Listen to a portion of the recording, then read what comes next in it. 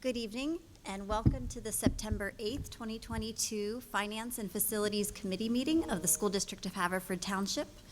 We will begin with the Pledge of Allegiance. I pledge allegiance to the flag of the United States of America and to the republic for which it stands, one nation, under God, indivisible, with liberty and justice for all. And now I will turn the proceedings over to our business administrator, Ms. Martha Q, to walk us through the agenda. We have several items on the agenda. We're going to start off in the area of technology. Rob Anderson, our Director of Technology, is going to provide us with some information relative to School Pass.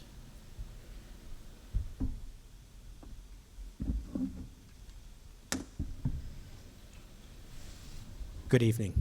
Tonight we're going to talk about School Pass. As Mrs. Q mentioned, School Pass will be what we're using to replace the safe arrival attendance reporting that parents were able to do previously.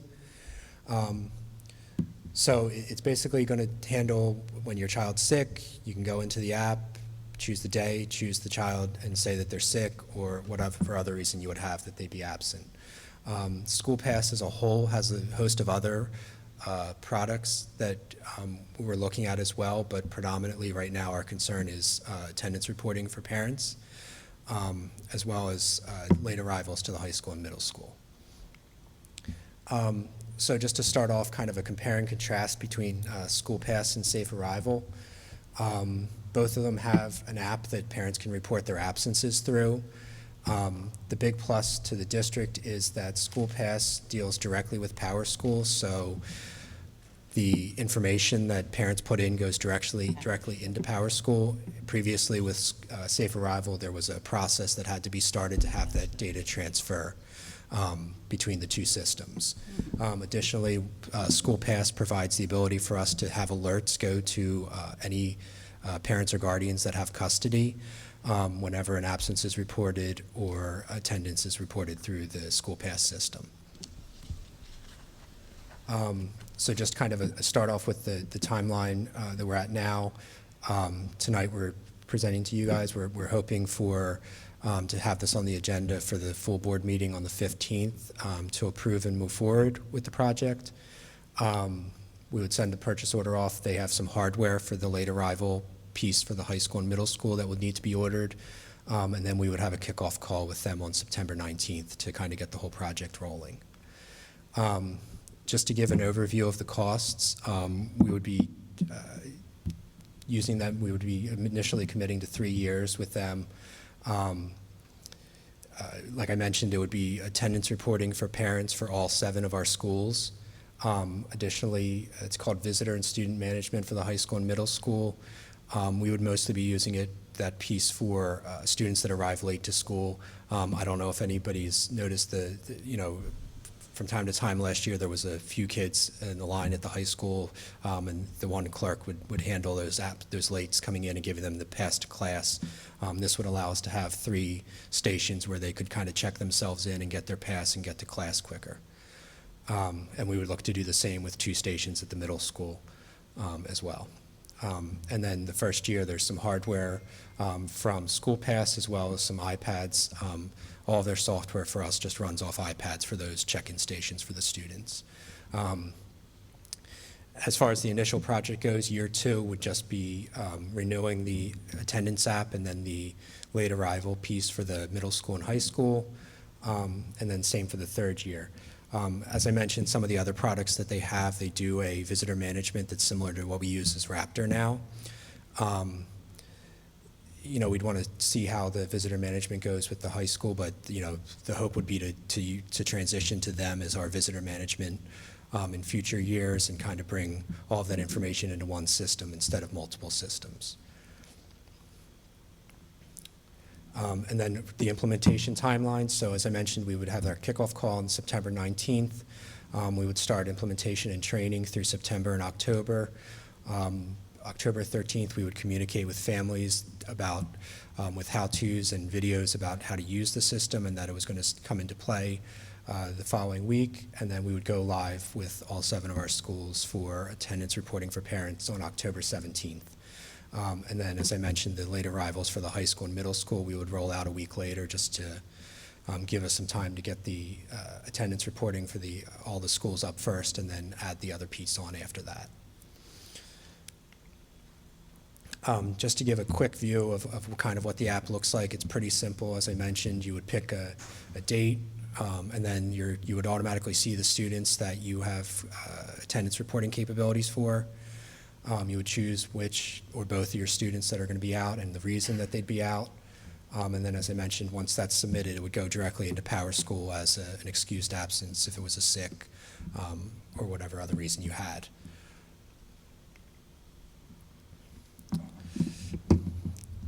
Are there any questions? I have some questions. So I guess the first question that I have, and I think that you alluded to it, but just to be sure, so a parent goes into the app and marks their child as absent that day, and then that's not the end of the story, right? Because there's controls for like a child not going into their parent's phone and marking themselves absent. Yes. And so they're alerted in what ways? An email, phone? I mean, how does it work? Yeah, so if, because we actually asked exactly that question. It's an important one. Yep, we're all, when we went to school, we were just handwriting the notes and handing them in for mom and dad. Yeah, and then the teacher said, no way, yeah.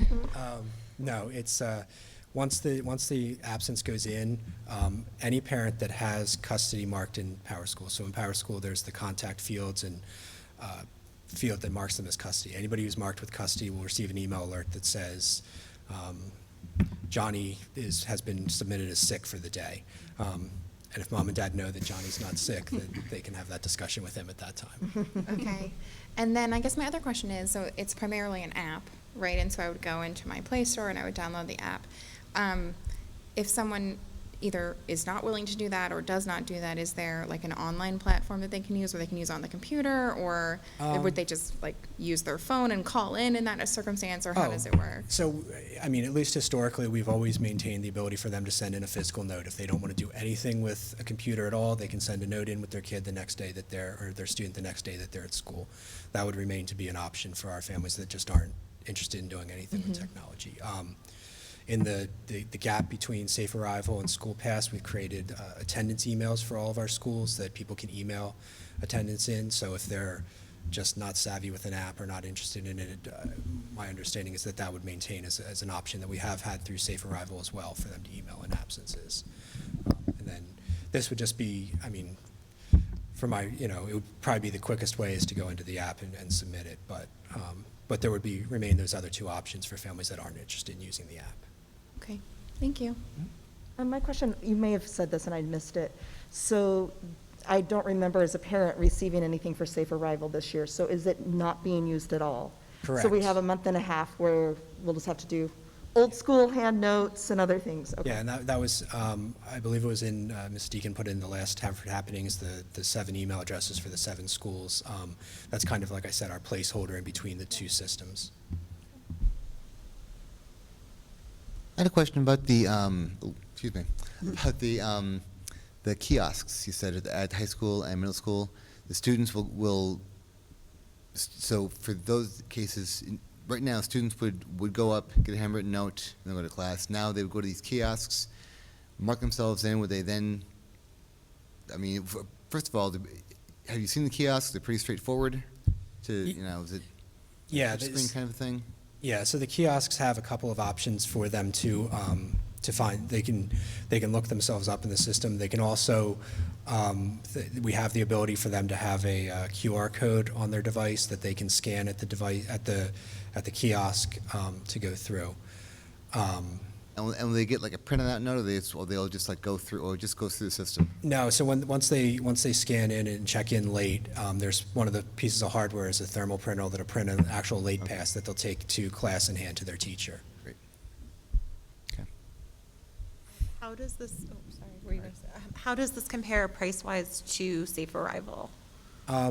They're comparable in price. That was, one of our, when we were looking at it, we didn't want to spend a ton more money, but realistically, I think it's a better integration for us, and long-term, the other features we might look at with them will be beneficial to the district as a whole. Okay, thank you. looks good. It seems like an ambitious timetable. And my actual question is, how will we support this initially, because it's new and how many of our staff people will be available to answer questions, and what's that part of it look like? Yep, so as we go through training, we'll obviously be training some staff in the building for the side of School Pass that they'll need to use. We'll also create some training materials. When we rolled out Safe Arrival, we did some written, documentation and some videos that we shared online.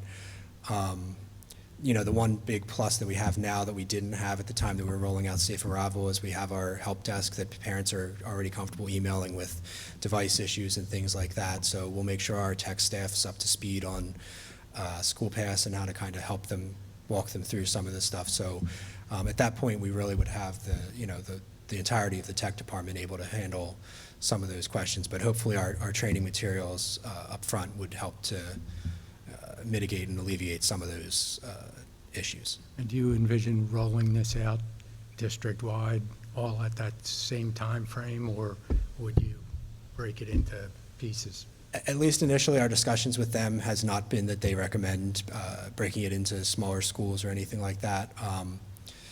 I know a lot of the schools are really looking to get the information in. I know a lot of our parents have been asking about where the Safe Arrival app is and things like that, so we're really trying to do our best to get it out to everybody. If as we're going through implementation and training, we feel it'd be better to roll it out in smaller steps, or at least to one school first before we hit all 7.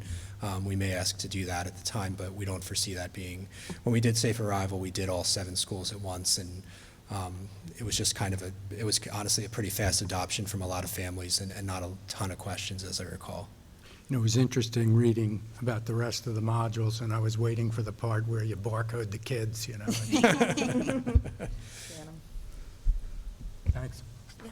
I think, one of the advantages that we'll have in this rollout is that families who had been in the district had the previous experience of going online, but since it changes, and hopefully for most students, being absent is a rare occurrence, and having this, the new method when it's available, being easy to find on our website for those mornings where parents need to look that up and, know what to do, or finally download the app that they hadn't needed yet, will be helpful. And I also think it will be helpful, since the instructions have gone out here for the start of the year, the emails, and knowing that that will remain a means to report an absence, even with Safe Arrival being implemented. Hopefully that continuity is there. I was just going to use this moment as a public service announcement, because here at the start of the school year, Power School, which is still a platform that we have, at least for high school students, there's a lot of forms in there to go in and update with contact information, emergency contact information and plans. And it sounds like that information is what gets populated into this new system. So it'd be a good opportunity here at the start of the school year to go into Power School and check those forms and make sure they're updated with latest information. So then when this new app and means gets rolled out, it has all the right contacts in there. Yeah, thank you for mentioning that, because the one big change that happened last year was Power School has a new way of managing the contacts within Power School, and it's really a benefit to families because it's a lot more flexible than the old method. The old method allowed us 3 or 4 contacts per student. The new one is literally called unlimited contacts, which would allow you to add as many contacts, phone numbers, email addresses, whatever they would need. But the big thing we need from the community and our families is to go in and fill out the emergency contact form, just to make sure that that's all accurate, because as you mentioned, that's all of our communication relies on that. If that's not updated, then they might not get something from us. I think that I like this, and I think this is a really good idea, and I'm glad we're moving in this direction. Just a bigger picture comment, there's a lot of different apps, and as someone who is coming into the district, my daughter's in 1st grade, so a lot of her friends did kindergarten elsewhere are now coming in. The parents are a little confused about which apps they should have for what. If there's a way to put that information out there on a website or send out an email, or maybe in the Haverford happenings, like, here's all the apps that we use, here's what they're for. Especially as we're adding new ones, and I'm sure this isn't the last edition, right? Like, there's new apps every day, right? So just thinking about, how to maybe organize that and lessen some of that checklist. anxiety, I guess, that, because this is our first time in the cafeteria. There's 2 different cafeteria apps. One's for the menu, one's for the actual, putting money on the card or whatever. So, that just, it's a lot. So anything we can do, I think, to just clarify that for people could be really helpful. We have a communication plan to come out from the tech department. We just didn't want it to get lost in all of the back-to-school communications. Absolutely. But that's a good point. We definitely talk about a few of the apps within that communication, but we'll work with food service to make sure we include those too and clarify which one's for which as well and part of that. Thank you. One more question. So this is quite clear, I think, for the one-way communication, right, from parents to the school. Is there something coming from the school to the parent when the child doesn't show up? Does that come through this app? Does it go through other avenues? How does that work? So Swift K-12 was the new notification software they put in over the summer.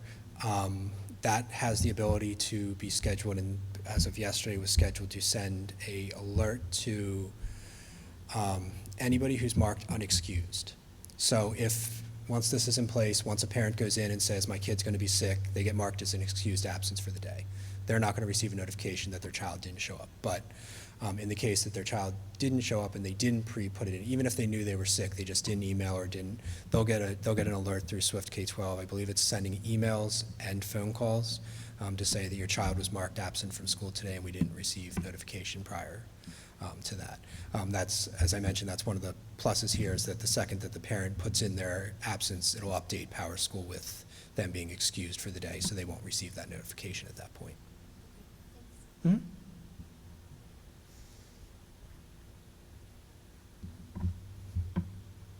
Okay, thank you. Thank you. Thank you. Next up is our construction update. Ken Matthews from CBD. Hello, good evening. Just here to do our regular update, so we'll dive right into it. Linwood, from a financial standpoint, nothing changed since last month. There's still the same contingency balance and no other invoicing. There is an invoice coming in to finalize JBM's contract, which will be, it was sent in today, will be on the agenda for next week. As far as the work itself and closing out the project, we do still need to wait a little bit for some more grass to grow before we'll get final sign-off from County Conservation. Some of the punch list work in the parking lot has been completed. I don't know if you've driven by, but the Linwood sign has been changed to vertically. That's been done, and then the reheat coil that was approved in July was just installed over the last 2 weeks in the gym, so that's up and running at this point. So as far as Linwood's concerned, there's really no work left. You'll have some warranty of tree replacement, some minor things, but everything else is just about wrapped up. So that's good news there. Any questions on Linwood? Did all of the landscaping, because it was so new, did that survive all the drought and the heat? Yeah, there was Is it really, okay? really amazingly very minimal.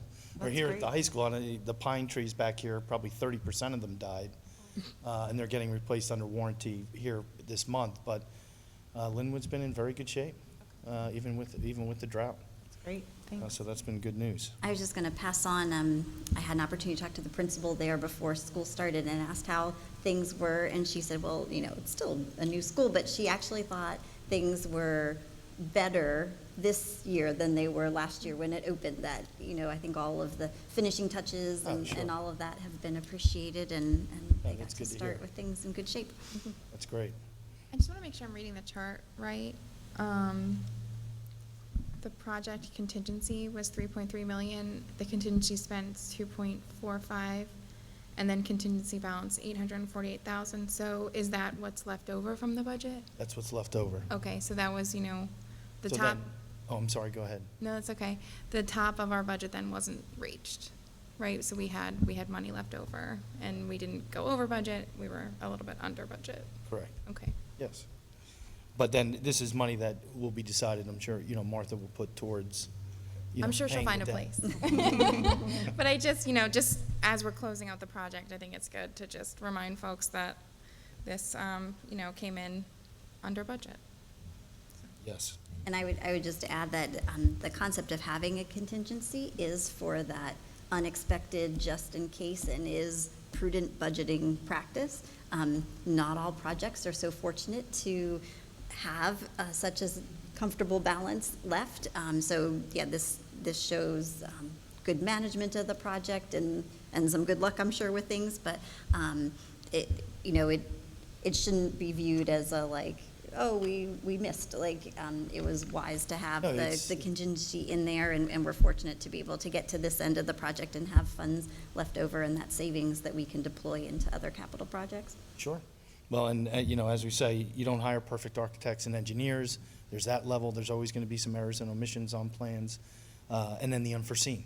So it's there for a reason, and Linwood had a healthy one, especially for site concerns that, we got through. There were definitely some, not as bad as it could have been, but yes, that's what it's there for. All right, so moving on to the high school. So the high school, at this point, the budget's essentially closed. The contingency was moved into the Phase 2 project. So essentially, that's completely closed out at this time. The allowances were depleted, as we've discussed in the past. And, excuse me, thank you. So that's budget's been closed.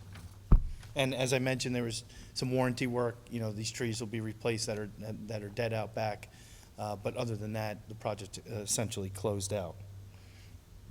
Then moving on to Phase 2, from a financial standpoint, you can see, so we've already, in the last 2 days, I've been updating the budget on a daily basis as things have come in. So, I have here a contingency balance of $40,000. It's a little, as of today, it's actually around a little over $38,000. And then the allowance balance here on the screen for the presentation was $45,800. It's actually come all the way down to $17,000, a little over that. And I'll be discussing that in a minute as we're applying changes to the allowance to deplete it rather than take a credit back. It's just accounting at this point. So, there's still a little bit of money left. Things are pretty well wrapped up. I know you'll all be walking it this evening. Things look good. There are a few things that are still missing with material issues. The main folding partition in the fitness center will not be in until October. The green roof is coming at the end of September. We have a few door change orders that were done, so those doors should be here in September. Right now, the turf floor is laying there in the fitness center, but it's not glued down yet. We're waiting for a little bit additional material, which should hopefully be in tomorrow. So that will be done. When you walk, you'll see the display cases are not installed. They're coming on Monday. So by next week, a lot of the little loose ends will be cleaned up, and there'll just be a couple items left over the next month to complete. But, overall, I think the contractors did a good job. The space looks great. There's some minor punch list items, not a lot. The parking lot's finished. So overall, I think things turned out well. So are the classrooms in use? It sounds like is the fitness room, the turf isn't adhered, so you can't be in Yeah. that one yet, but are the orchestra and music rooms Yes. usable? Oh, Yep, great. Yeah, the keyboard lab, everything is all set up and in use. Yes, they are, but Ken, I do have to say, they're not looking the way that classrooms would typically look. There's still some finishing touches. When the board members tour that Yes. this evening, the teachers would not want those rooms to be described as finished because they've not had a chance to put their finishing But touches to put on. everything away themselves, yes, that's correct. I know that Yeah. they were working right up until Yeah. the last minute before school started. Yes, there's a few things that are being finished up now. You'll see as we walk through, and we'll go through that list. So overall, financially, things are in good shape. So then we do have some change orders to present for next week. First one, there was a existing column actually underneath the crawl space right behind you that one of the plumbers actually noticed that was crumbling a little bit. So That has to be repaired. That's $17,562. There's a little additional keyboard wiring to be done for $1,153 for some of their sound equipment that was not picked up.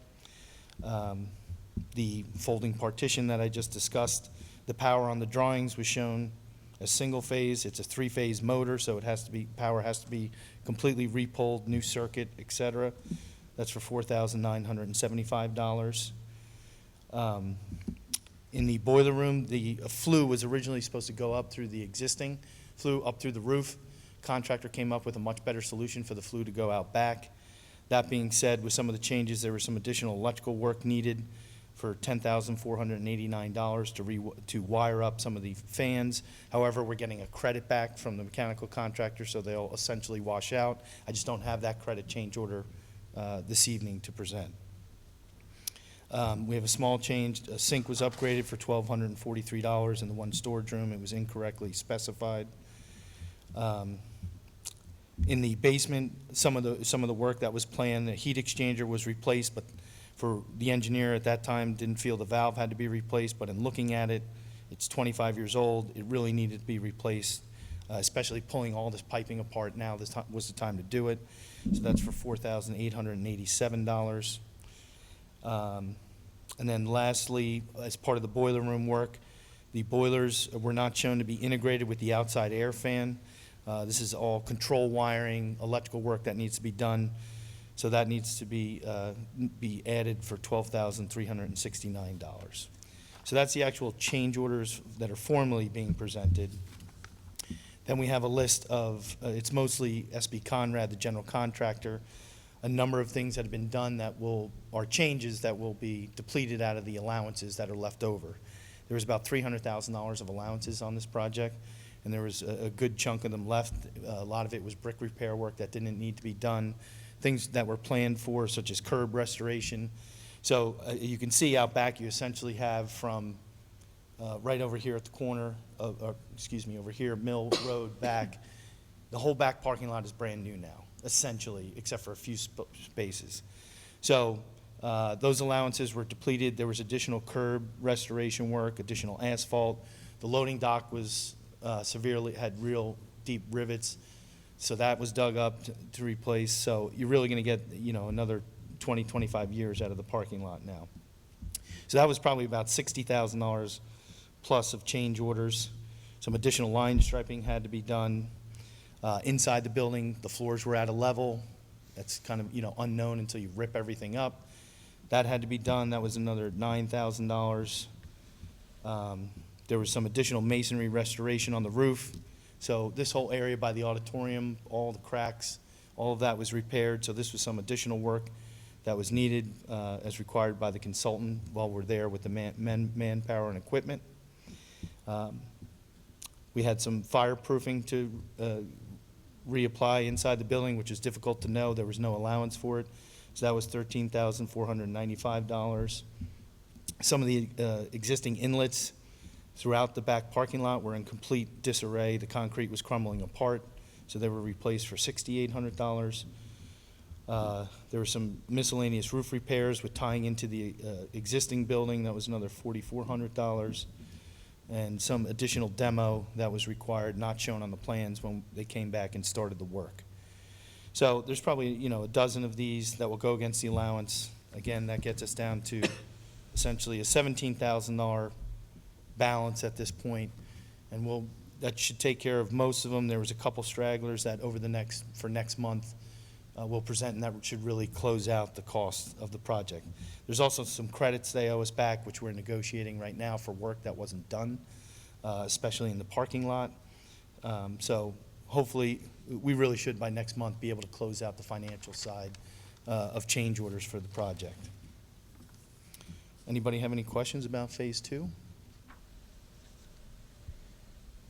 Sounds like a really thorough process, right? It's nice that you've been able to pick up some of these other things that maybe wouldn't have gotten noticed, but gotten into further states of decay or decline, and be able to take care of those and just have a much better building system and parking system to work Well, with? a lot of mechanical repairs, as you all know, the intent of the job was never to replace all the mechanical systems, but some were addressed, and the facade was, I believe, was a $2+ million restoration over the next 10 years.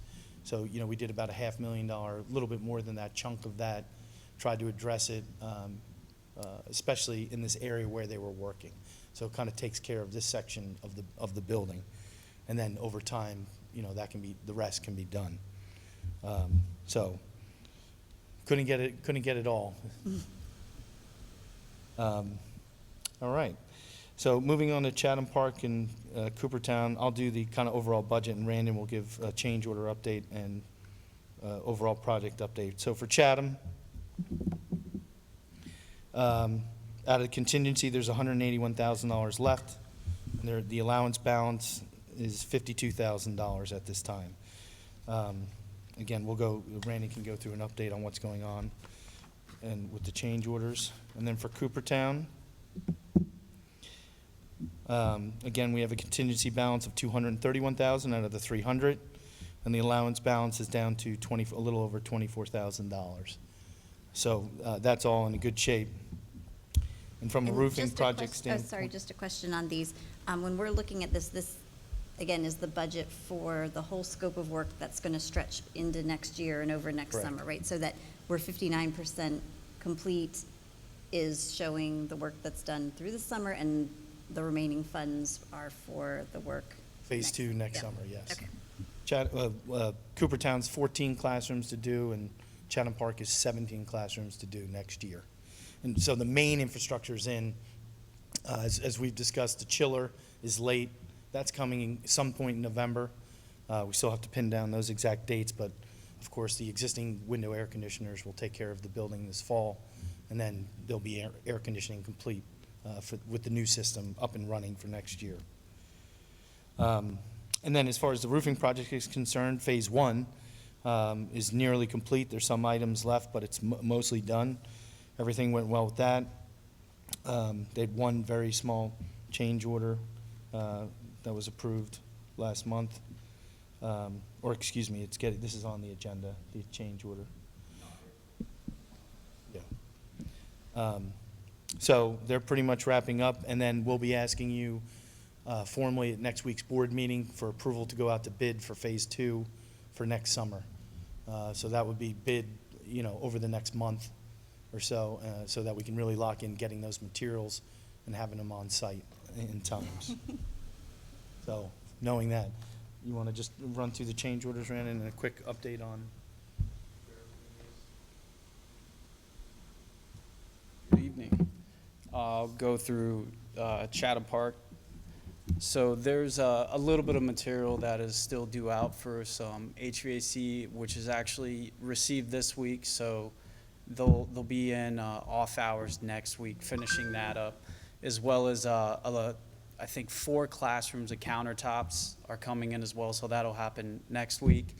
And then the boiler startup for Chatham will be later this month for heating season. So in all, everything's going pretty well there. Just to review the change orders.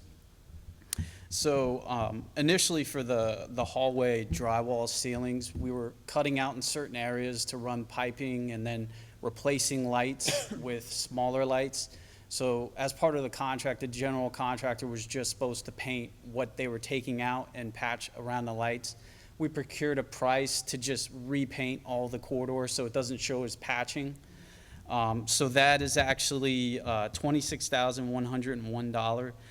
As you can imagine, there's a lot of smokes, there's a lot of Wi-Fi devices, there's a lot of speakers and everything for them to go around, as well as the new equipment. So it's very detailed painting and a good stretch of square footage as well. When would the painting happen? It would happen at the end of the project? So we would go for board approval at next week, and then they would go second shift the following Monday and have it done that week. So everything that's being painted isn't going to be, because you said it's sort of like here and there, they're changing lights or whatever is being So affected. this is strictly, I'm sorry, I should have mentioned, just Phase 1, so what happened this Okay. summer. Okay. So then we'll procure another price, which I believe is around 10,000 for the second phase, for essentially the 1990 wing, or I'm sorry, the second floor of the old wing. So that's a lot less square footage, but we're finalizing the price on that. But this is just strictly for this summer's work. Is it just the ceiling, or is it like the whole? It's just the ceiling. Okay. So everywhere else pretty much wasn't touched. And if something was removed off a wall, that was called out to be painted. So that looks, pretty good. But as you can imagine, everything just hodgepodge with a bunch of patches. This will clean it up and, a lot more aesthetically pleasing. A couple HVAC change orders from RFIs, which are requests for information. The gym air handling unit, there is some return duct work that was not on the contract drawings that is needed. So to provide that, that's $8,864.44. Another request for information was for some equipment in the boiler room that was shown, but there was no specification provided for it, so it was not part of the bid, unfortunately. Those two pieces of equipment are $8,340.86. And then the modular classrooms, the district requested a price to provide new light fixtures in the mods. That unfortunately were not on the drawings either. Just the building. So the price for those new light fixtures is $20,091.94. And then lastly, there was one drywall ceiling fixture that unfortunately was not called out on the drawings as well in the principal's office that we're going to swap out with a little bit better of a downlight, and that's $446.48. Are there any questions in regards to Chatham? All right. Moving on to Coopertown. Very similar to Chatham, everything's been turned over. The boiler startup for Coopertown will be again at the end of this month. And then there's just a couple items. The fencing around the chiller had a little bit of a long lead time, so that's due to come out a little bit later this year. And then there were some countertops that, again, with supply chain issues, are coming now the 13th. And then they will be installed off hours next week as well, along with a couple classrooms that the countertops either came out with a wrong cutout for the sink or an edge wasn't finished properly, which those will be swapped out as well off hours next week. At Coopertown, in regards to change orders, in walking the boiler room, there was some existing piping to remain. There's about 5 valves that are pretty dated and old that were not called out to be replaced. But in talking to the district, decided to get a price on this to replace them just with a better valve, newer, and then, re-insulate that. And then additionally, the double doors leading out of the boiler room has a little bit of a ponding issue with rain events. So we procured a price to just provide a trench drain and kind of tie that into the drainage inside of the boiler room, which requires a little bit of concrete cut out of the slab. So the price for that for the plumber is $16,710.01. Are there any questions regarding Coopertown? All right, thank you. Have a good evening.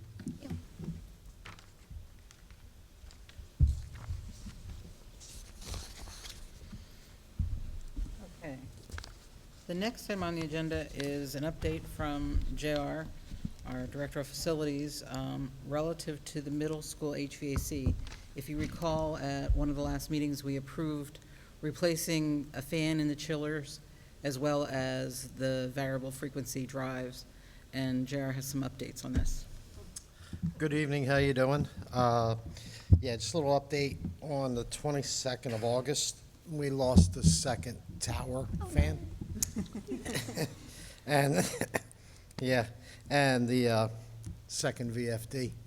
So we had no air conditioning on the 22nd that week. I contacted Johnson Controls, and they secured two 25 horsepower, they call them severe motors. They're not technically the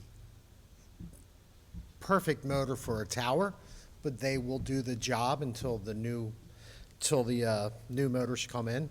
So what they did is on Friday the 26th, they came in and took apart the motors up on the tower. I don't know if anybody drove by on Monday and noticed there was a crane out there. We craned in two of these severe motors that they cost about $39,000, the whole job, the crane, the motors and everything. They got both motors in. On Tuesday, we had air conditioning on Wednesday. So right now, the chillers are running perfect. The towers are running with these temporary motors, we're going to call them. On the 26th, we're going to come back. We have no school on the 26th. The actual tower fan motor that is spec'd out is in. They're going to come back. They're going to take the one motor out, swap in the right motor that is made for the tower. We're going to store the 25 horsepower motor in case we ever have problems. We actually have an extra motor, so we only have to pay for a crane to put it in.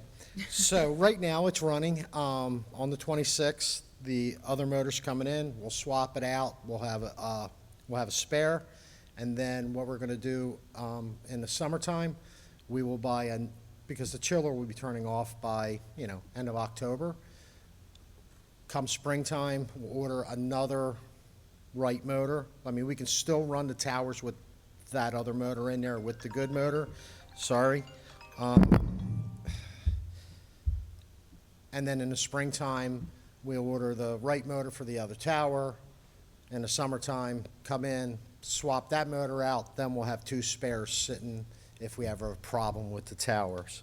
Hopefully we won't. So that's pretty much it. The life of the middle school. So it sounds like these, the motors that kind of sound amazing that they were so immediately available to be installed.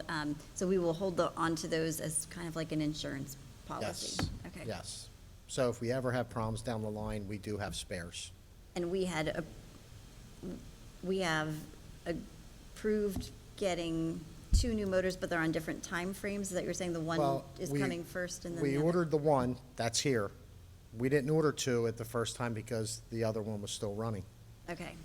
So we'll just wait till the spring, order another one, because we really don't need it now, because probably by the end of October, we'll be shutting the towers down. And then come springtime, we can still run both towers because it still has, the one spare motor, just say, in it.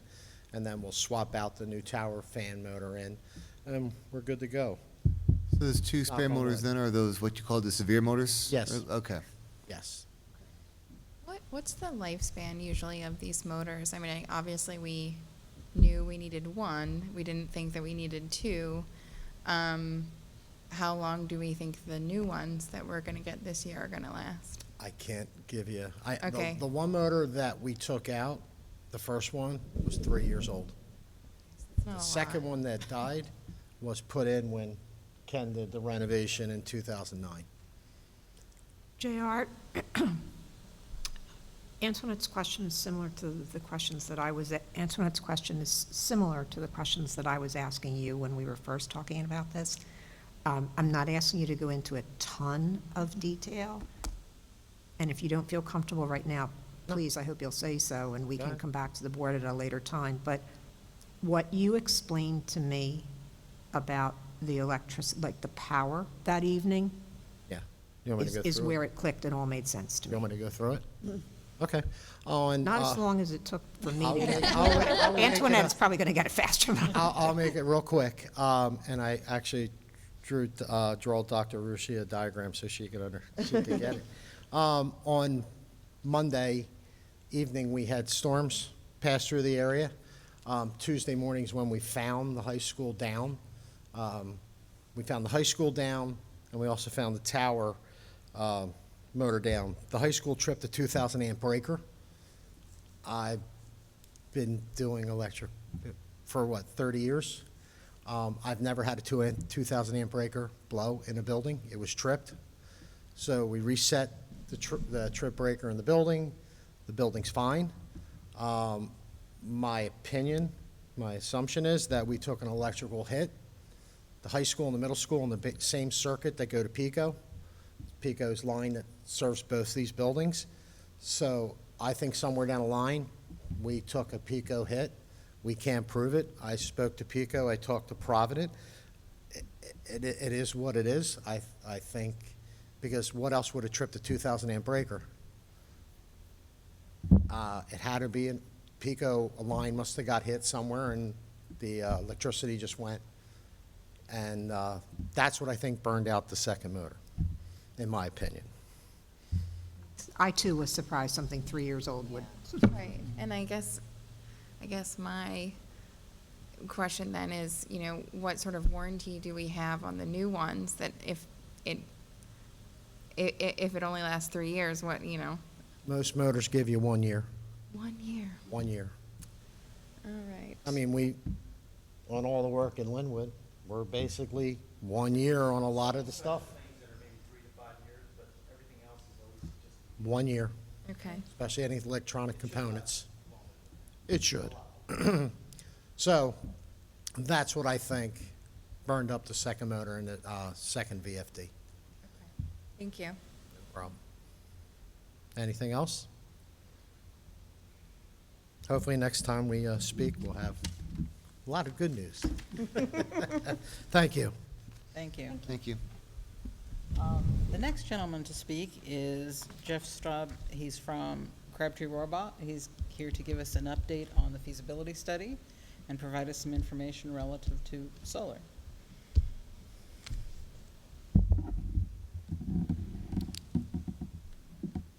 Hello, everybody. Just getting my bearing here.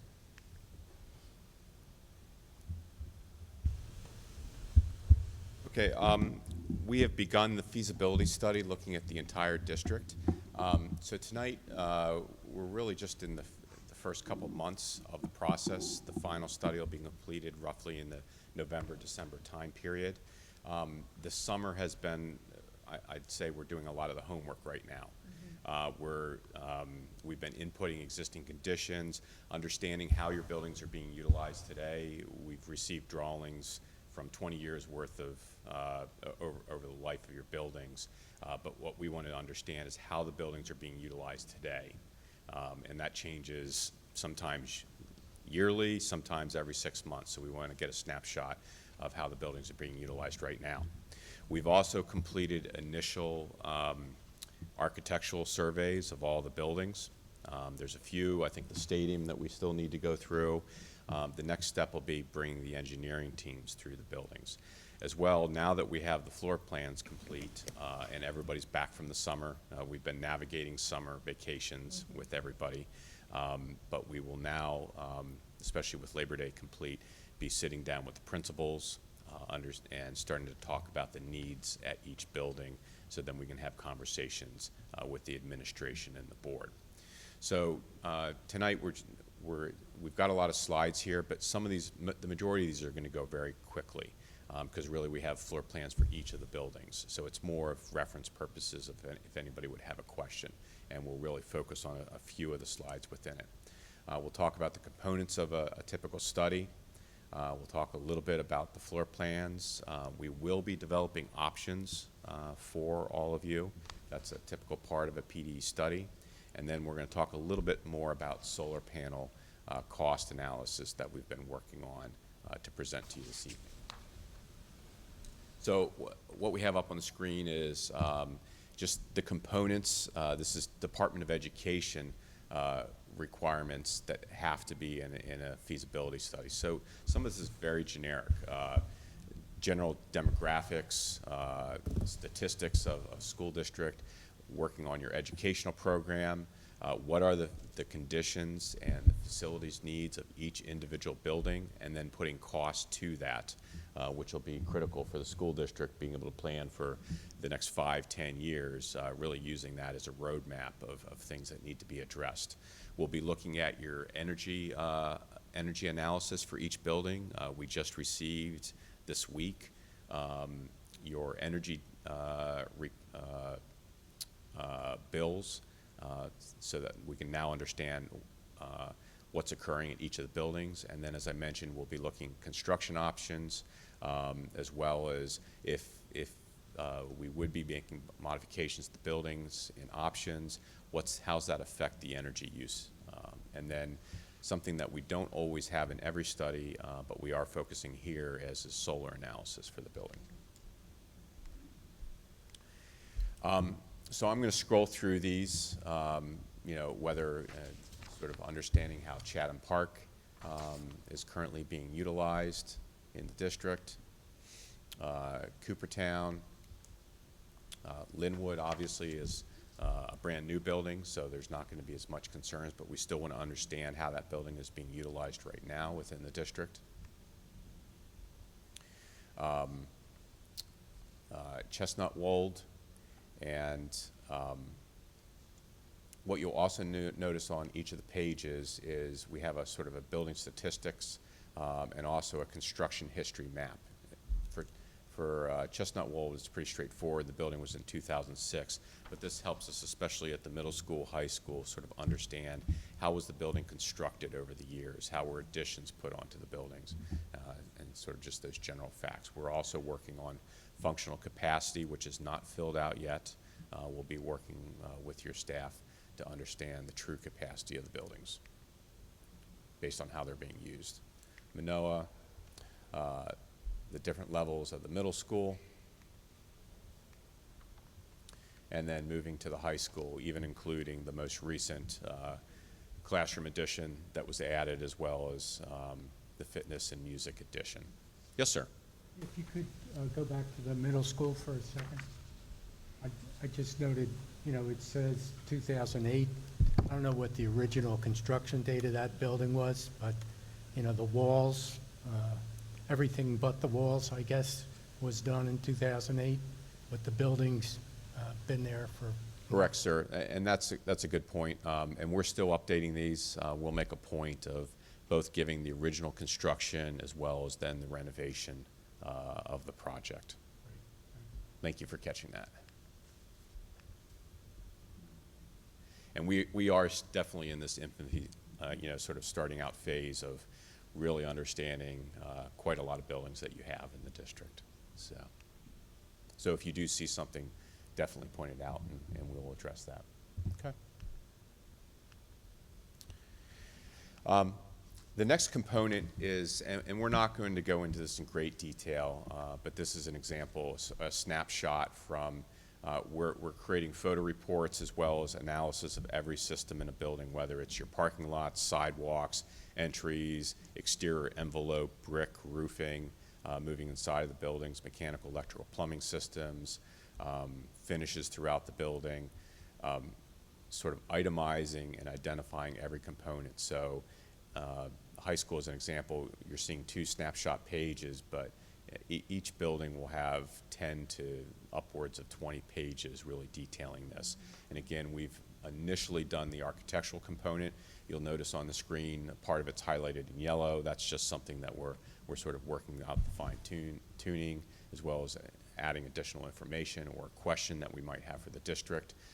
The next step then will be bringing the mechanical, electrical, and plumbing teams through all your buildings, and they will then be adding to that report. We'll then take this data and be assigning costs to start identifying that 5-year and 10-year plan for the district. And then what I mentioned earlier is we're also going to be looking throughout the district, and Department of Education really separates this. They want to see the cost to renovate everything in the building to current standards, and that's essentially not changing anything, but just modernizing everything. But then we also develop construction options. What needs to be addressed in the future in the buildings? Do we want to convert an auditorium in an elementary school and do additional classrooms. That's been something that's been discussed. Do we deal with modular classrooms that have been at a building for quite a long time, and maybe we want to, how would we design and put a true addition onto the building to remove those? Or how do we deal with expansion and student increases in enrollment at a school? We'll be addressing those throughout all of your buildings. Okay. And then what we'll also be including is, I just had a couple snapshot slides of, and not that we will definitely be going this direction, but we like to have a discussion of understanding how your education is being distributed to the students throughout your buildings. And you know, an example is a typical school will have classrooms on both sides with a central corridor. Today, we're very often in a modern building seeing still having those enclosed classrooms, but also having breakout spaces or small group instructions, learning support, storage, so the teachers can move very quickly with the students from one space to the other for different educational components. We're going to have those discussions and then discuss whether we want to incorporate some of those components in your buildings or not, and then ultimately bring that forward to you. Okay? And this is just an example of sort of a classroom pod that we had done at a high school, incorporating both enclosed classrooms as well as large group breakout spaces, small groups. Really, you're trying to, whether it's 20, 25 students, 10 students, 2 or 3 students, having different opportunities. And then also, what is the visibility of that so that you're not having to hire additional staff, that natural views can occur within the building. Okay. So next we're going to get into solar analysis. And very similar to the floor plans, I have a floor plan for each of the buildings. And we're not going to go that in great detail, but what we were trying to do was look at each school and how could we maximize a solar array at each building. We typically do this whenever we're looking at a project that's going to incorporate solar. In fact, I did this just in Northeast Philadelphia for a school that opened with a 560 module array last November, and we're about to bid locally a 250 module array in the month of October. So what we do initially for the analysis is we'll lay out the building, and we'll do that independent of the engineering team. And then we'll have the engineering team look at it as sort of a second, so you're having two different groups look at it and determine, are they in the right locations, should they be decreased in the percentage, and that will be in one of the spreadsheets that's coming up, okay? So we've already completed that component. So just moving through each of the buildings. Some of the buildings have much more ability for solar. I'm going to pick on Coopertown that's on the screen as an example. When you have a one-story building, you have much more roof area, where one of the questions that was brought to us was the solar array that we're showing could be possibly at Chestnut Wold is much smaller that you see, and that's because the classroom wing for Chestnut Wold is 3 stories. And there's some very large mechanical equipment on the roof that limits the size of the array. You also have shading from those mechanical units that you need to stay away from. So that affects the size of the solar arrays at each of the buildings. Okay. One building I'm going to stop on is the middle school. And you can see by the roof plan, I just mentioned earlier, mechanical equipment at Chestnut Wold. Okay, you have a lot of equipment on your middle school roof. And unfortunately, it takes up, easily 70–80% of the building. And even where we've potentially showed some solar, it's really on sloped roofs out towards the front of the building. We have shown that you can put some solar on the middle school, but we're going to come full circle on this. Pretty much the middle school, we're going to say, is not a viable candidate for solar. It wouldn't make sense in the future to be adding it to that building. Okay?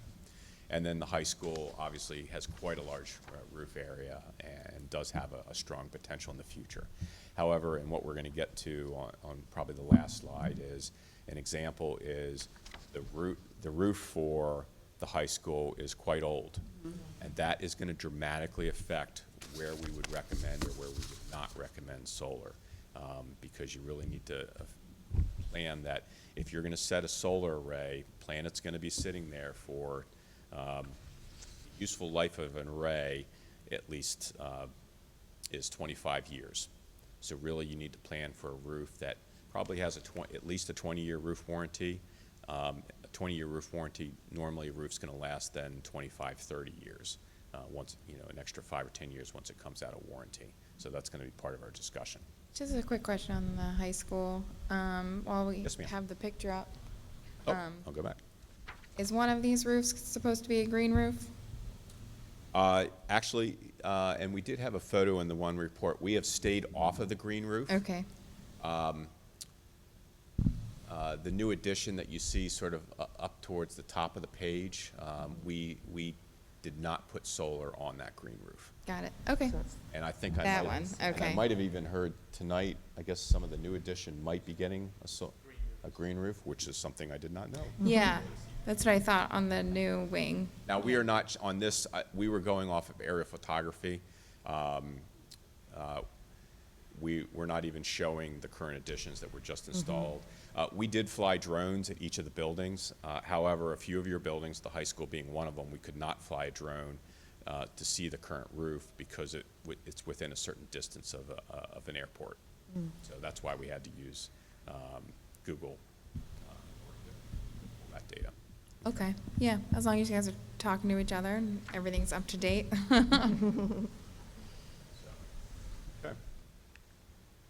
Okay, what we've, and we're not, this is a lot of data up on the screen, but essentially what this is showing is each of the buildings. This was back and forth with our engineering team. And again, we showed a proposed panel quantity at each of the buildings. So I'll pick on the top one, Chatham. We showed that you could have up to 587 panels at that building. The engineer came back and said, with shading, really they prefer about 450, about 77% of that. And then they looked at both the module output as well as the overall inverters, and generally looked at the annual production in kWh for Chatham would be 281,000, or roughly about $28,000 a year in annual energy production for the district. I would note we use 10 cents in our calculations based on the electrical rates. Your rates for the district are actually a little bit lower, both in generation and distribution. But the comment is that you're going to be renegotiating those contracts in the near future, and everybody's in, and we see this with really all school districts. Everybody's planning that rates will be increasing from what we've all been seeing in the economy, but then also just planning over the life of the array. In fact, when you're planning over 20, 25 years, that 10 cents is actually probably pretty conservative. In the future, it's probably going to be higher, but we want to try to stay conservative at this time. Okay, we don't, in essence, we don't want to overpromise and make it sound, it's a definite and this is going to pay for itself in a short amount of time. Okay. What we then did was we took some of that data from the engineers, and again, we took the potential panels that the engineers had indicated that they felt was appropriate for each building. And I want to note on that, we're showing if you maximize the entire roof with solar panels. You might come back and say, if you wanted to move forward on solar, we feel more comfortable about putting solar on 50% of the roof or whatever percentage, and we would have that discussion. At this initial stage, it's just looking at what's the full potential. What we then looked at was My team, we had bid a solar array as part of a high school project just back in March. So we were able to pull that data for those bids. For that project, we had broken that out as an alternate so we could see the true price of it. The school district didn't want to commit without knowing, really what was that value. They didn't want it just embedded into the overall project. So what that allowed us to do was we sort of have some very recent real-time data on 5 different bids, and we took the average of that per panel of $1,388, okay? And then that lets us put a potential construction cost for each of the arrays. And some of them range anywhere from, Chestnut Wold, which I mentioned was very small, might be $340,000, or you could have an array, you could have a $2 million array at Haverford High School, quite a large production of panels on that building. And again, you might want to decide what's appropriate, okay? What we then did was, so what we're trying to do here is, in this spreadsheet, is figure out what the rate of the return on investment is. Frankly, does it make sense to move forward with solar or not?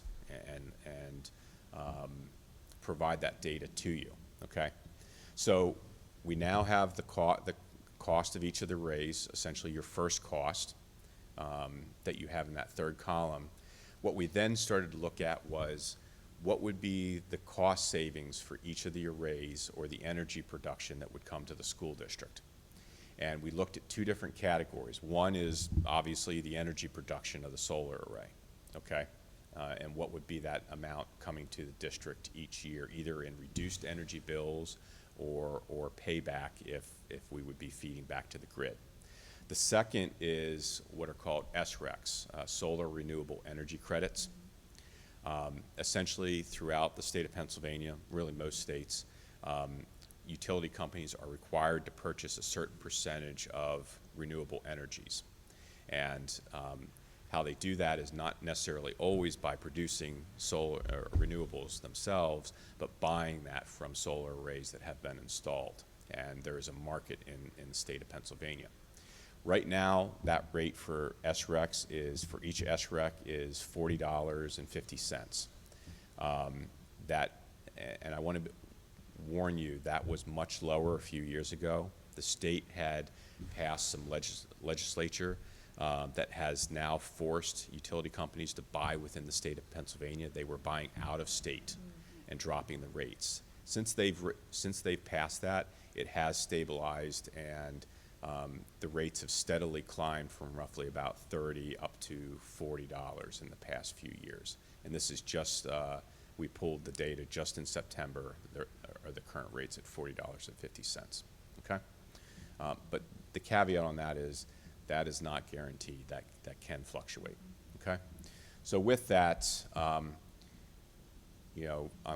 pick on the top one, Chatham Park. You're going to see about $6,500 a year in SRECs for the array, as well as about $28,000 of energy production. So total to the district would be about $35,000 a year. The math sort of works on the far right column. Essentially, you're talking about an 18-year payback for the majority of these arrays with the current, based on the SREC value as well as the 10 cents value that for current energy rates at the district. And again, that might, if that would go up over time, then the return on investment would drop. One question that was asked to me when we were having some early discussions is sometimes how do you bid a solar array? You can bid it as bringing independent companies in who would own the array, and then you would purchase those costs from them, and you can either own the SRECs or they can own the SRECs. And it's really just shifting both risk as well as potential, if the SRECs really go up, a company or the school district could make a benefit, or if they drop, count, in the other direction, okay? So yeah, could I just ask one other question there? Yes, ma'am. So this is kind of a straightforward, if the district were to buy this number of panels at this price, install them, that would be an initial cost. And then we would have the SRECs that we could sell and get solar power for free, offsetting other energy bills that we have to pay, and so that's the savings here. The district isn't eligible for some of the tax incentives, so none of that is factored in. But another, like you were saying, there's other financial arrangements where there may be incentives at play for another party to be part of the transaction because they could get tax benefits that we as a nonprofit, just don't have use for. Correct. And that's the reason I mentioned the different types of methods of either bidding it or working through, for instance, a PP, a power purchase agreement. They do have opportunities to access some of those tax benefits, which would drop the return on investment. However, I would note those federal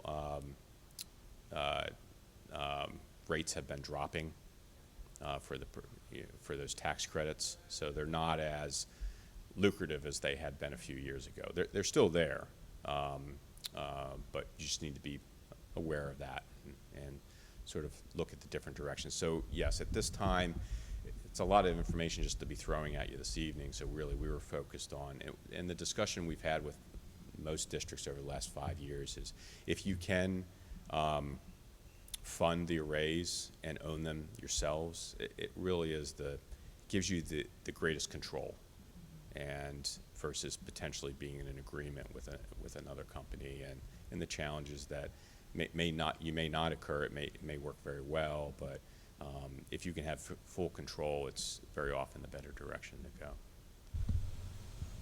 Yes, sir. As part of the broader study and analysis that you're doing, I assume you'll be looking at the roofs on each of our buildings and estimates of their life. That's the next slide. Yes, sir. Sorry. Perfect segue. Very good point.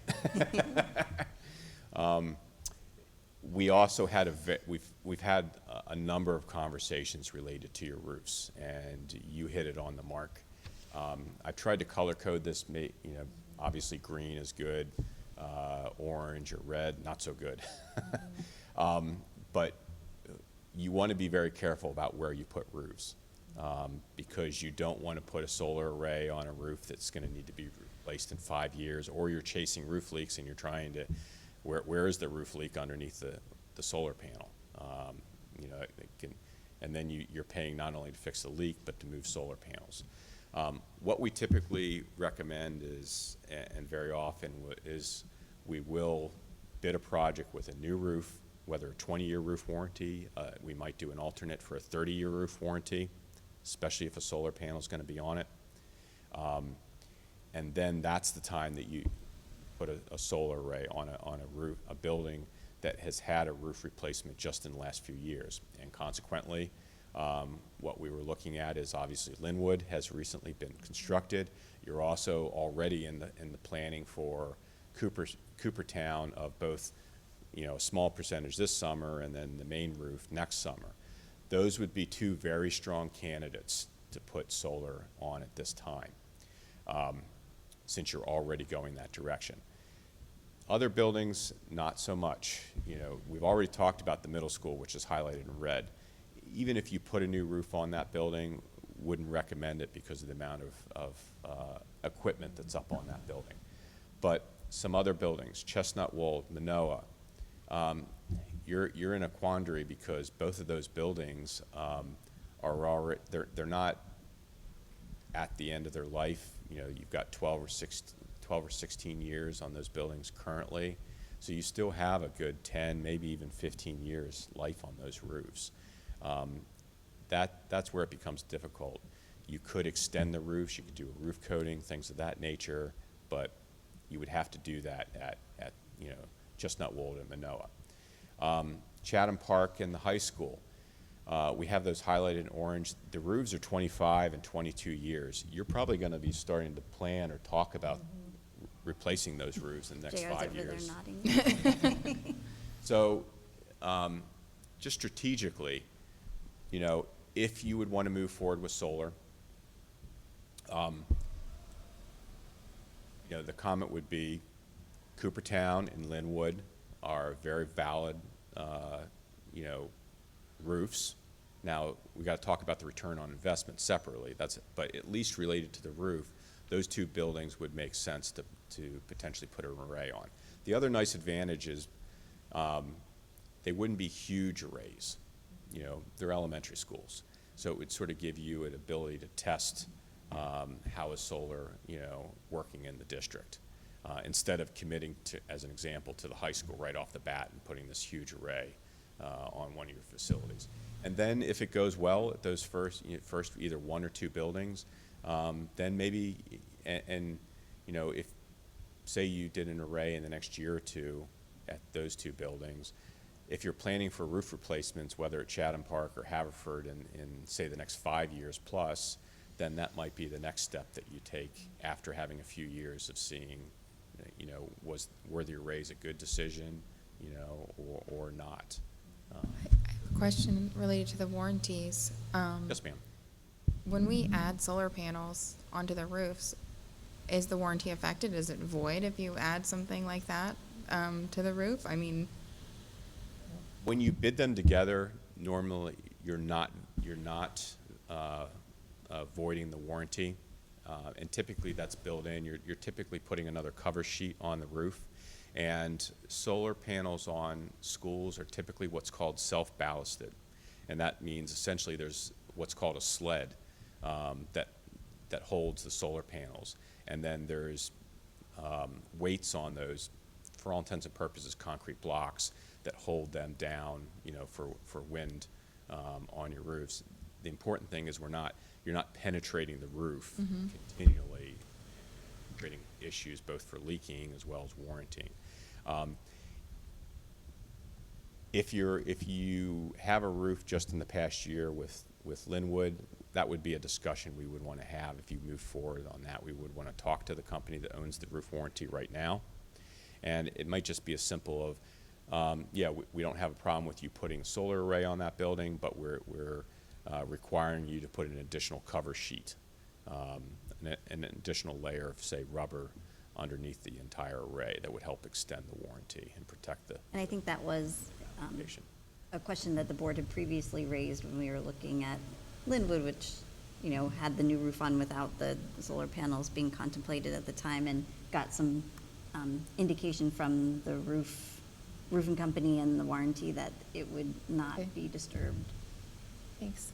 But it is something that you definitely want to talk about and clarify, because you don't want to just move forward Right. with the array, don't have that conversation, and then you've got an issue with your warranties over the life of your buildings. Okay, so I'm going to go back one just on the return on investment.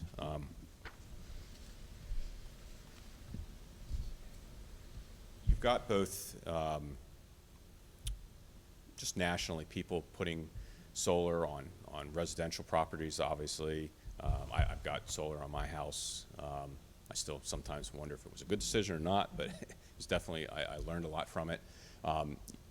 Businesses are putting solar on roofs, as well as whether it's school districts, government agencies. The return investment becomes really critical because, if you're, say, in a residential scenario or you're a business, is your business going to be around in 10 years, 5 or 10 years? Are you going to sell your building in 5 or 10 years? Residentially, are you going to stay in your house for a long term? Those are questions that are difficult to answer if you're a business or residential. Your job may move. The nice thing with a government agency or school district is you're going to be maintaining these buildings, for 40, 50, 100 years, potentially, just a matter of how often you have to renovate them. So that's the 18-year payback if you're a business or residential. It makes you start to scratch your head. A school district, it does still make makes me scratch my head just in the note of it's more of a decision for you as an administration or on a board, okay? That money will come back to you eventually. However, be careful of 18 years is a long time period for a return on investment. An array, our arrays are designed to last at least 25 years. That's sort of what, you know, I guess is a standard in the industry. It's a little bit like a warranty. Say if a warranty is for 20 years, really anticipate that a roof's going to last probably 25 to 30 years. It's always going to last longer than the warranty or its anticipated life. So a solar array, if it's going to be 25 years, is probably going to last 30 or 35 years. What the negative is that the energy production when you start to get out to the 20, 25-year time period starts to degrade, okay? Another component some people ask is the maintenance on the solar arrays. There really isn't a lot of maintenance on an array. Once it's up and operational, it's not like there's routine maintenance. You're not changing filters or, you know, that you would have with an HVAC system or replacing motors that you've been dealing with recently. So that is not a concern, but the 18-year payback is just something for you to think about if you would want to move forward or not on an array, that it would take some time for that to pay back. But obviously, since you're going to have your buildings for, you know, quite a long time, that those dollars will come back to the district over time. One question then, do you know, and I know it definitely depends on where you go with and who you go with, but in general, what is the warranty length for owning the solar panel? So if it's going to be good, we'll get payback hopefully in 18 years. It may last us 25, but what's the actual warranty for if something went wrong? Well, it's a little bit like the discussion we had earlier, or the construction manager had earlier. There are a lot of the components that are going to be a one-year warranty. There are certain components like the inverters, essentially converting the power from DC to AC, that have a longer warranty on those components. I don't have those know those off the top Sure. of my head. We would have that discussion with the district. Okay, thank you. Yes, sir. Are you folks tuned in with any federal programs that might be out there to fund projects like this? Grant programs that are in place, yes. There are not any available at this time. We do spend a lot of time tracking them, specifically the Commonwealth Financing Authority, as well as the DCED, Department of Community Economic Development. They do periodically, and obviously it's the state level when legislature, once they, you know, if they fund a program. They're just two, actually I guess it's been 3 years now. There were a series of solar grants available to school districts that were funding quite a number of projects throughout the state. You just need to be careful when you go after those grants, and what are the caveats to those. I spoke earlier about the SREX value. We completed 4 solar arrays for the school district of State College, and they acquired those grants, but now the state owns the SREX for those. And it was just a decision. We had a back and forth of, did they feel that was, you know, worth the value of the grants, and they felt it was. So there are programs out there. And how competitive are those grants? I'm sorry, how competitive? Yeah. They are competitive. They're at a state level. However, when I think the grants that I just mentioned, we submitted on 5 buildings and were awarded 4 of the 5. So, and some of that's just understanding, I'm sure as a school district, you know, the grant writing, understanding how to be very careful about what you submit. Something we also very often do. We'll make sure that we try to involve not only the school district but local state legislators, senators in those submissions. Very often having that can help boost your ability to be awarded those grants. President Wiedemann and I spent an hour or so on a webinar that profiled several solar projects with schools around the state, but one of the things that distinguish them is that, if you drive across Pennsylvania, most school districts have considerably more land than we do. And Yes. projects they profiled, they were just putting them on fields. So they could put as many panels as they wanted to. And- Acres and acres of them. And I would imagine 2 of those arrays were probably Cumberland Valley School District and Carlisle School District. I know Carlisle Steelton School was District put a another one. $2.5 million array. Actually, 5 or 10 years ago, the facilities director led that project. There are benefits when you have land. Obviously, as you just mentioned, you do not. We don't actually, though, always recommend going that direction. There are challenges when you do ground mount. You have to pay for the mounting structure. Then you have safety concerns of they have to be fenced because you're producing quite a lot of electricity, and you really don't want people in those locations, for safety purposes.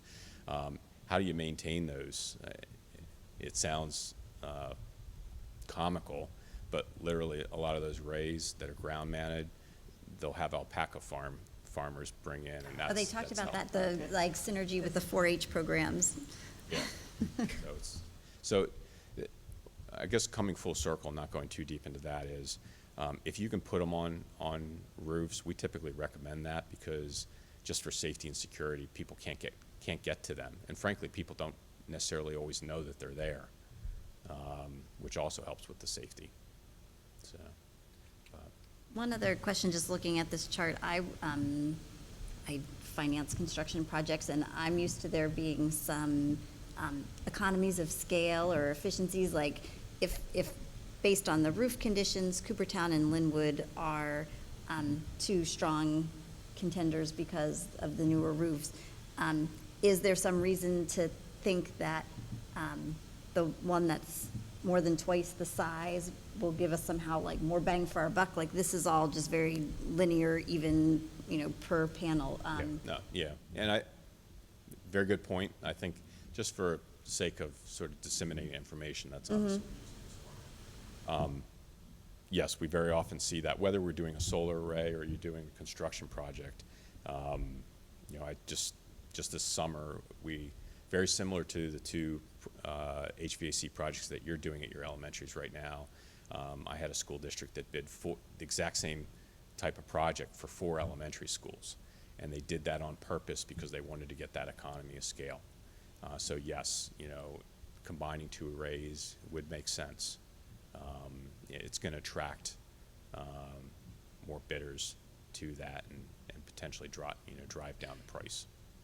So when you get those very large arrays, it will attract people from across the state. I was surprised the array that just went online last November in Northeast Philadelphia.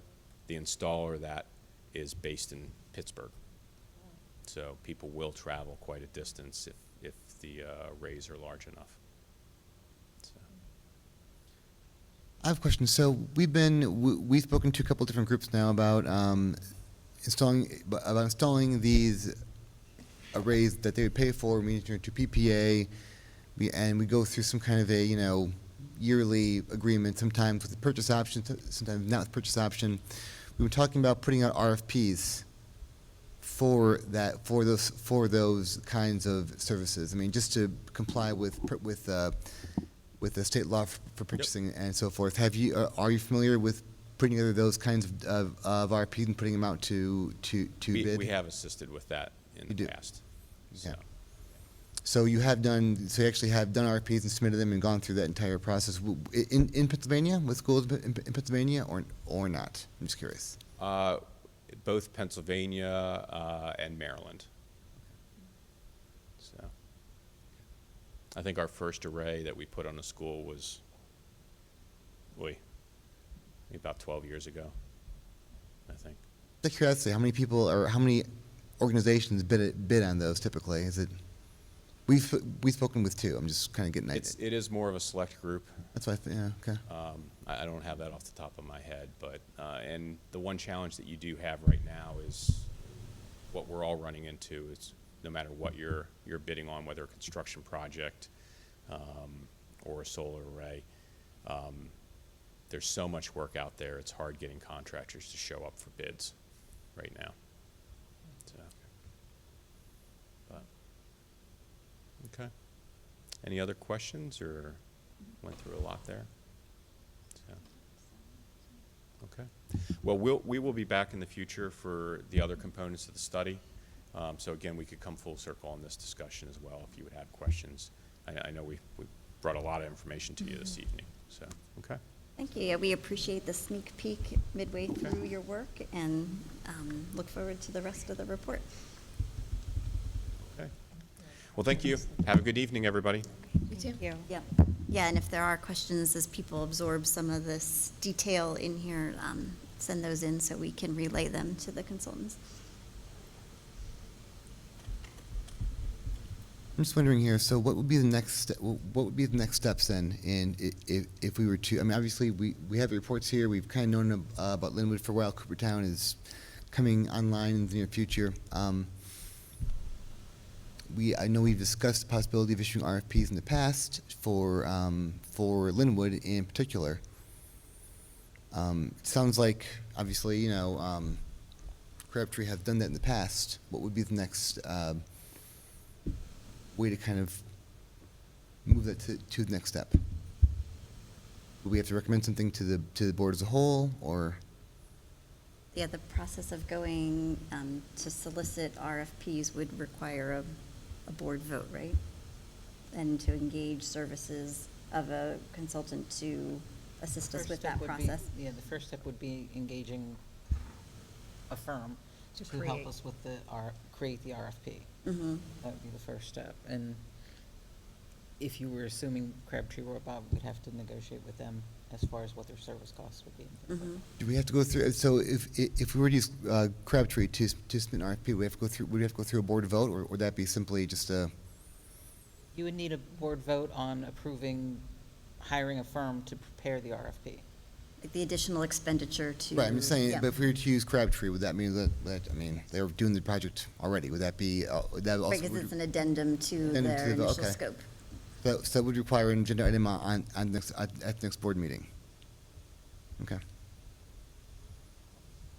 I think they would take action at an upcoming board meeting to do that.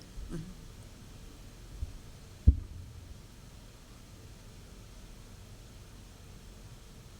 All right. That's everything that was on the Okay, agenda. that completes the 4 items that were on our agenda. The next item is open for public comment. If there's anyone in the in the audience in this large auditorium with a lot of empty seats. Seeing none, the business of this committee is concluded. We're adjourned. Thanks. Thanks, everyone who was here tonight.